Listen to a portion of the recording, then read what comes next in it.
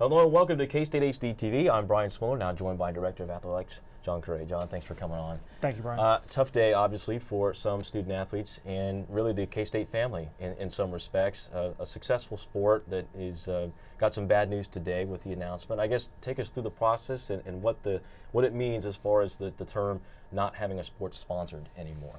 Well, Brian, as we've announced earlier today, we will be dropping the sport of intercollegiate equestrian effective with the end of the 2016 season.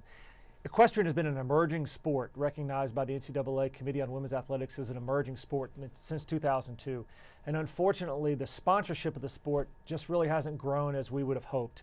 We've put a lot of time and energy and funds into developing the sport here, and our K-State equestrian team has brought us many great moments and championship moments, and will continue to compete for the next year and a half.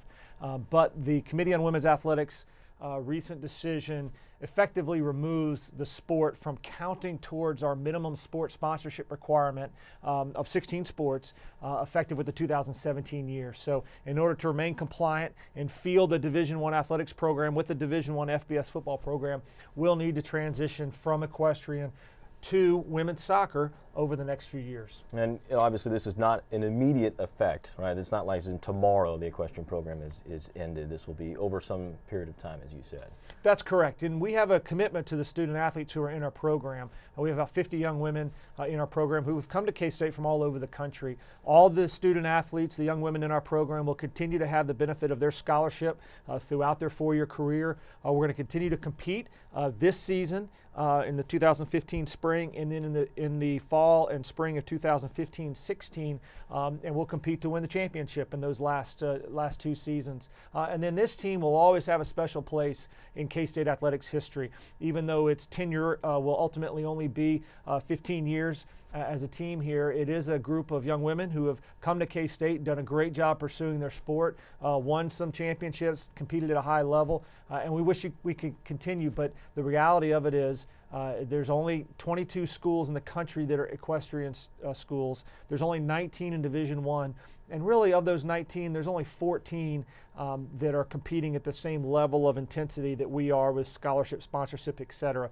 And so it's just not going to be feasible, we believe, for that sport to continue from an NCAA perspective, and therefore K-State has to move into a sport that will satisfy our minimum sponsorship requirements. You mentioned the student athletes and their scholarships being honored for the duration of their time here at K-State. I assume the same is for Coach Maxwell as well, who I believe just signed a new deal. Coach Maxwell is actually in the second year of a 5-year contract, and she's handled this situation with great professionalism. She cares so much about her student athletes and the animals. Well, we have about 40 or 50 horses out there, and she's been incredibly devoted to our program. And we will, of course, honor her contract. And her first priority is coaching the team for the next year and a half to go out with the best possible finish we can have. And also the scholarship side of things for Title IX, because I guess that's where I was going to go next, was the Title IX part of this all. Equestrian obviously fulfills a part of that in scholarship numbers. I'm not sure it's as great as people may think on the outside, just objectively looking at it, but I guess take us through that process of what's the Title IX implications, if any? Well, we're very proud at Kansas State of the commitment that K-State has shown to opportunities for women in intercollegiate athletics. And certainly all the construction projects we've done over the last several years, including about $700,000 spent towards equestrian facility upgrades, et cetera, all of those upgrades have benefited our female athletes as well as our male athletes. And of course, our new basketball training facility is fully equal between men and women. We built the wonderful new intercollegiate rowing center last year that was about a $3 million project.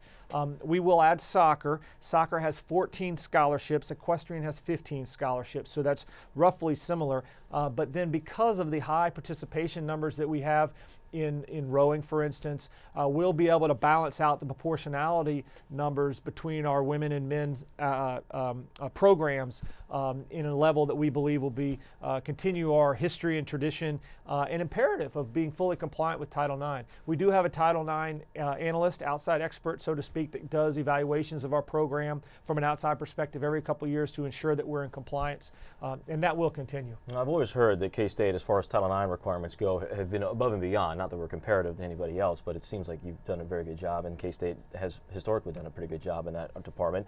Let's get to soccer in some respects, in the idea and the decision to go with that sport, because obviously there were many other options that are on the table and prominent sports that are out there that you could have gone with. Why soccer?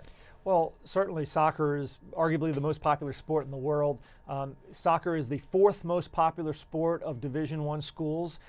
You have basketball, volleyball, cross country, and then soccer in terms of participants. 320 of the 350 NCAA Division I schools play soccer. Every school in the Big 12 plays soccer. If you draw an arc around our campus and you go a couple hours north to Nebraska or east to Missouri, west to Colorado, you see soccer programs at those schools as we continue towards the K-State 2025 vision of being among America's top 50 public research universities. Virtually all the top 50 public research universities have a women's soccer program. And then from a Kansan perspective, Kansas City, Kansas, and Sporting Kansas City and FC Kansas City, the Big 12 championship tournament for soccer is going to be in Kansas City. This is the epicenter of U.S. soccer right here in the heartland, and we believe it's a great fit for K-State in that regard. The unfortunate part of this announcement, if there is one side effect, is that everybody wants all the answers right now to every single question that's out there. Where are you going to play? Who's the coach? Where are you going to get the players? All those sorts of things. I guess the transition time allows for some of those things to be answered, but I'm sure you've thought through a lot of those questions, and some that may not even have been posed yet. Well, we don't know all the questions, and therefore we don't know all the answers. And that both goes with transitioning out of equestrian over the next several years and also transitioning into soccer. And the group of student athletes that is most significantly affected by this decision today is our 50 women's members of our equestrian program. And so before we got down the road and trying to figure out all those different issues, we just didn't think it was fair or right to do that behind all those student athletes' back. So once the board had agreed on this decision and the president had agreed on this decision, we really felt the right thing to do was go ahead and share it with our team so we can get to the next step, which is continuing to provide as great of an experience possible for our equestrian student athletes for the next year and a half while they're competing, and then get ready to ramp up to a Division I soccer program that we hope will one day compete for the Big 12 championship.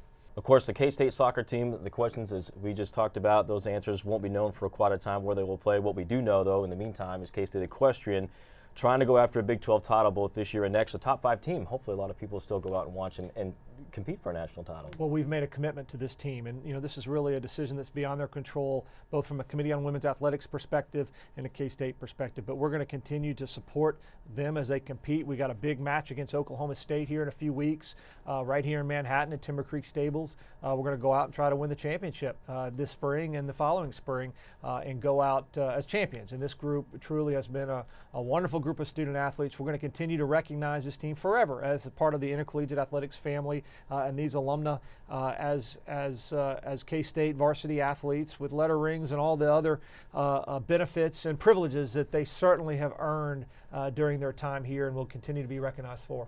John, appreciate the time. Thanks, Brian. Director of Athletics John Currie. For more information on this decision and the announcement today, go online to kstatesports.com.